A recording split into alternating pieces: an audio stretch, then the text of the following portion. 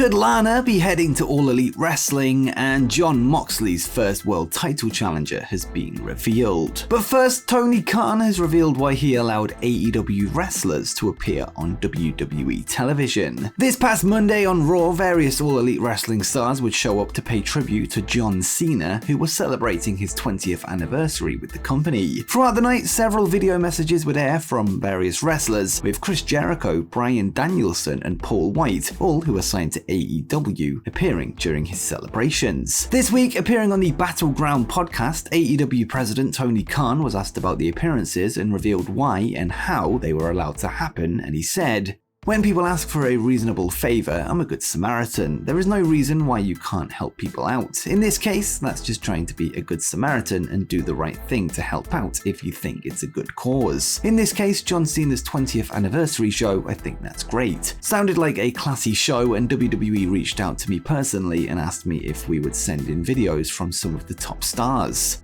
They asked me for videos from Chris Jericho, Paul White, Bryan Danielson, and Mark Henry. I'm not sure Mark Henry's made the air, but I'm sure they had a lot of great videos and I understood why they want him. They did show Paul White, Bryan Danielson, and Chris Jericho. I thought those were great wrestlers to ask for, and I had no problem with it. I also left it up to those wrestlers if they wanted to do it. They sent them in, that's how it happened. Based on what it was, John Cena's anniversary, even though WWE and AEW are competitive, it's a good time to be in the wrestling business and be one of those two national television companies. There are a lot of big things happening in wrestling, and there is no reason why we can't all just be decent people at the same time. This is of course not the first time AEW wrestlers have appeared on WWE television, with Chris Jericho having previously been a guest on Steve Austin's Broken Skull Sessions podcast in April 2021. So far, it has been a one-way street, but perhaps WWE will return the favor at some point in the future, although this is yet to be seen at this point. And next, the buy rate for the Forbidden Door has been revealed. Last weekend, the first ever co-promoted event between All Elite Wrestling and New Japan Pro Wrestling would take place, with the Forbidden Door event airing live from Chicago, Illinois. In a new report from WrestleNomics this week, the pay-per-view buys for the show were revealed, with the Forbidden Door being the 6th most sold event in AEW history. Brandon Thurston of WrestleNomics would write, "Forbidden Door generated around 127,000 worldwide pay-per-view buys across digital and traditional distributors, according to multiple people at AEW and New Japan who are familiar with the sales. Just over 7,000 of those sales happened on New Japan's streaming service NJPW World." In terms of net revenue, the event brought in around $4.4 million, this being behind All Out 2021, which drew about 5.6, Double or Nothing 2022, which was around 5.1, and Revolution 2022, which was around 4.7, and the show was roughly on par with Full Gear 2021. Considering the names that were missing from the show, the event can be considered a financial success, with the news making another Forbidden Door show more likely. But would you like to see Forbidden Door 2? And if so, what matches do you want to see happen? Let me know in the comments down below. Next up, a new champion has been crowned in Impact Wrestling. Last night, Impact would hold their latest pay-per-view Against All Odds from Atlanta, Georgia, where 5 championship matches took place. First of which would go down on the pre-show with Rich Swann defending his Impact Digital Media Championship against Brian Myers, who himself was claiming to be champion heading into the show. Brian's best friend Matt Cardona would lose the digital title to Swann at a recent Revolver Wrestling show, but Matt would walk out with the belt despite his loss. Cardona was later injured at a GCW show before he awarded Myers the belt during an episode of their Major Wrestling Figure podcast show. With that said, his title reign is now official, having defeated Swann last night before the pay-per-view, becoming the 4th champion in the belt's lineage. Elsewhere on the show, Mike Bailey would retain his X Division title against former champion Trey Miguel before Rosemary and Taya Valkyrie defeated The Influence to hold on to the Impact Knockouts Tag Championships. Later in the night, the promotion's 2 top titles would be defended, with Jordan Grace successfully defending her Knockouts World title against Tasha Steelz, with Josh Alexander overcoming the challenge of Joe Doering in the show's main event, making his 5th defense of his current reign. But did you watch Impact Against All Odds, and what did you make of the show? Let me know in the comments down below.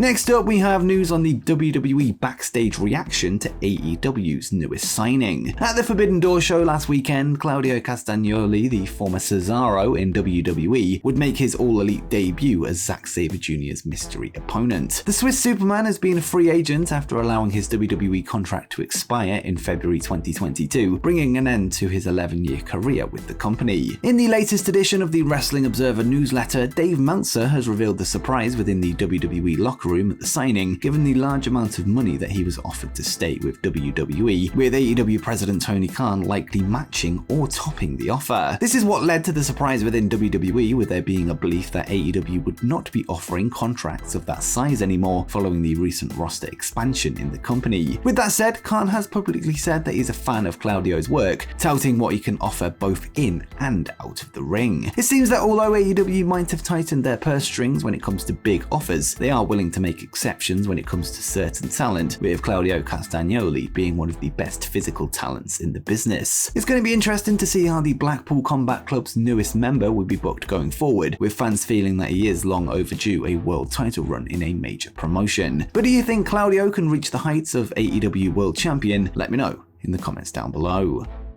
Next up, a divisive wrestling star is returning to the ring. In January 2020, several stories would surface about then soon-to-be Impact World Champion Tessa Blanchard, with bullying and racism allegations made against her just days before she became the first ever woman to hold the belt. Months later, Blanchard would find herself out of the promotion after a contract dispute and has since worked 2 matches, once in April and once in September of that year. Despite an announcement that she would be a major part of the Women of Wrestling revival, she found herself once again out of work, having never stepped foot in a WoW ring after the reboot. Well, this week it was announced that Blanchard is finally set to wrestle again, with Hurricane Pro Wrestling revealing that she will be part of their upcoming show in Beaumont, Texas on July 16th, with Tessa front and center of the poster for the event. Right now, she has no opponent scheduled. This is Blanchard's first match in almost 2 years, with the last time she was in the ring being in September 2020 when she dropped her Warrior Women's title to Kylie Ray in Chicago Heights, although she has made posts on social media showing herself in training. It has been reported that there is a lack of interest for her services in top promotions in the United States, including AEW and WWE, this due to her alleged toxic backstage behavior, with her now seemingly relegated to small indies unless she can rebuild her reputation. But what do you make of Tessa Blanchard's return to wrestling? Let me know in the comments down below. Next up, could Lana be heading to All Elite Wrestling? In September 2020, Miro would make his AEW debut, with him since going on to become a 1-time TNT champion and a top monster heel in the promotion. Ever since he stepped foot in AEW, there has been speculation that he could be joined by his real-life wife and former WWE manager Lana, real name CJ Perry, with the two having chemistry both on and off screen. This week, Miro would speak with What Culture, where he was asked about a potential reunion, with the Bulgarian noting that you never know, and he would add, "I think me and CJ have always been money since the beginning. We've done this everywhere. We've gone from reality shows to other professional wrestling television shows. We've even done rapping shows and stuff like that. I know that this always works, but in my mind, the Redeemer's mind, his wife is always there, so it's a no-brainer for my gorgeous wife to join my team eventually." Lana would be released from WWE back in June 2021 and has since gone on to take part in several outside projects, although she has yet to return to the wrestling business since. With that said, she would recently tweet out that she misses wrestling, which could mean we will see her back in a ring at some point in the future, either as a manager or maybe even as a wrestler. But do you think CJ Perry should become All Elite alongside her husband Miro? Let me know in the comments down below. And finally, Jon Moxley's first world title challenger has been revealed. Last night on AEW Rampage, the show would kick off with a 20-man battle royal billed as the Royal Rampage, with the winner being named the #1 contender for the interim AEW World Championship. At the end of the match, 2 men were left standing as the popular Darby Allin found himself across the ring from the House of Black's Brody King, with the underdog failing to secure the upset, with King being the last man standing. Brody has been a member of the AEW roster since January, when he was revealed revealed as Malachi Black's first disciple of the House of Black faction. This is King's first title shot for any belt since then, although he is no stranger to gold with him being the current PWG World Tag Team Champion, as well as a former ROH 6-man and World Tag Team Champion. Later in the episode, it was announced that the match between interim champion Jon Moxley and Brody King will go down next week on Dynamite, with it likely to main event the show. Moxley has been champion since the Forbidden Door show last weekend, with AEW crowning an interim champion during the Real World Champion CM Punk's absence due to injury. The match is one of 2 title matches that will take place on Dynamite this Wednesday, with the unstoppable Wardlow set to challenge Scorpio Sky for the AEW TNT Championship, where a new champion is heavily expected to be crowned. But who do you think leaves Dynamite as the interim world and TNT champion? Let me know in the comments down below. And before you go, make sure you check out the truth behind CM Punk's secret wrestling returns before AEW.